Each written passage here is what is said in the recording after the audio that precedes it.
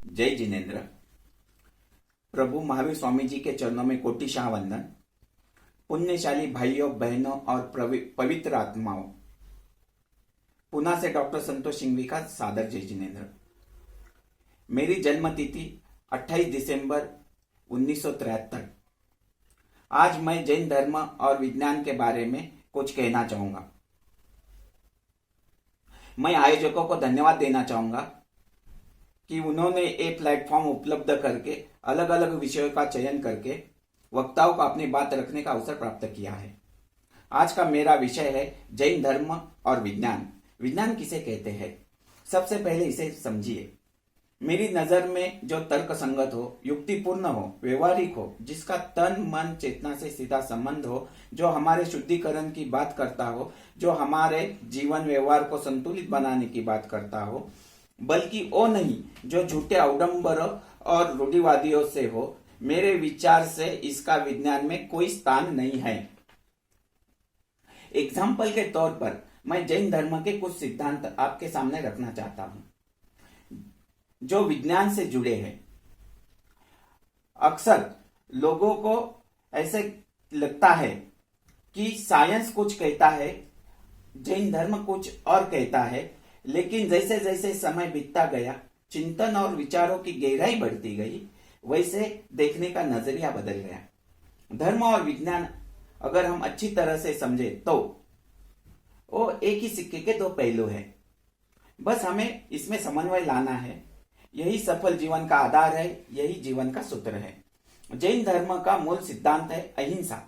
जैसे रात्रि भोजन का त्याग की बात जैन धर्म में कही गई है, भगवान महावीर स्वामी जी ने 2600 वर्ष पूर्व रात्रि भोजन त्याग बताया है और शाकाहार का मार्ग सबके लिए अपनाने को कहा है। आज यही बात हमारे साइंटिस्ट द्वारा भी प्रमाणित की गई है। एक अमेरिकी वैज्ञानिक डॉक्टर ने कहा, यदि हम देर रात तक खाना खाते हैं और सो जाते हैं तो खाया हुआ खाना हजम नहीं हो पाता, क्योंकि अगर हम जब खाना खाने के बाद तुरंत सो जाते हैं तब पाचन क्रिया शुरू रहने से हमें नींद नहीं आती। इसीलिए रात के भोजन और नींद के बीच में 3-4 घंटे का अंतर रहना ही चाहिए ताकि भोजन अच्छी तरह से हजम हो। जैन आगम में कहा कि जब सूर्यास्त होता है तो वातावरण में कुछ ऐसी परिस्थितियां पैदा हो जाती है, छोटे छोटे जीवाणु बैक्टीरिया पैदा हो जाते हैं, और जब हम रात में भोजन करते हैं तो वही सब हमारे शारीरिक तकलीफ का कारण बन जाते हैं। जैन धर्म में पानी को सचेत कहा गया है और वनस्पति काय, पृथ्वी काय को भी जीव माना गया है। यही बात अब साइंस पानी बचाओ, पेड़ मत काटो, जंगल बचाओ इस तरीके से कहता है। आजकल ग्लोबल वार्मिंग का खतरा देखकर जो पर्यावरण बचाव के नारे लग रहे हैं वो जैन धर्म में अनादिकाल से चले आ रहे हैं। इसका उदाहरण है हमारा प्रतिक्रमण, जीवो और जीने दो, यही भगवान महावीर का संदेश है। दूसरा सिद्धांत है पानी उबालकर पीना। पानी 3 आवरण वाले सूती कपड़े से छानकर पीना चाहिए, यही सर्वश्रेष्ठ माना गया है। इससे हमारा स्वास्थ्य अच्छा रहता है।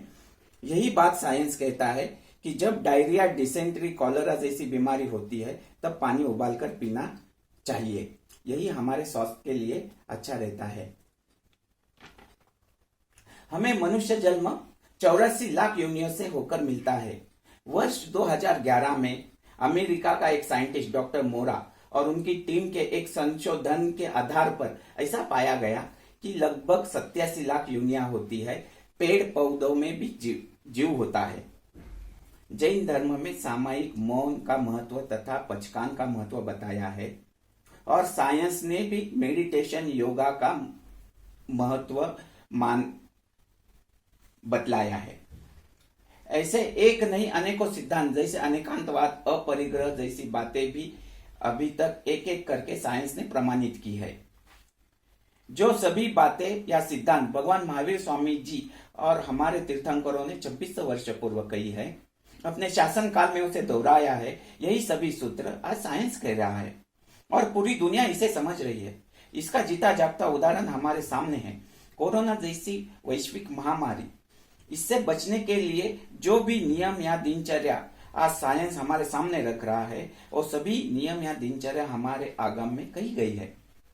और तब से लेकर आज तक हमारे श्रमण श्रमणी श्रावक श्राविकाएं अपने जीवन में उसे दोहरा रहे हैं, उसे अपना रहे हैं। और मैं मानता हूं कि जैन धर्म एक जीने की कला है, लाइफस्टाइल है। जो इसके सिद्धांतों को अपनाकर अपने जीवन में अनुकरण करता है वही सच्चा जैन है। इन्हीं वचनों के साथ मैं अपने शब्दों को विराम देता हूं। सबका भला हो, सबका स्वास्थ्य अच्छा रहे, ऐसी मंगल कामना करते हैं। जय जिनेन्द्र, जय आनंद।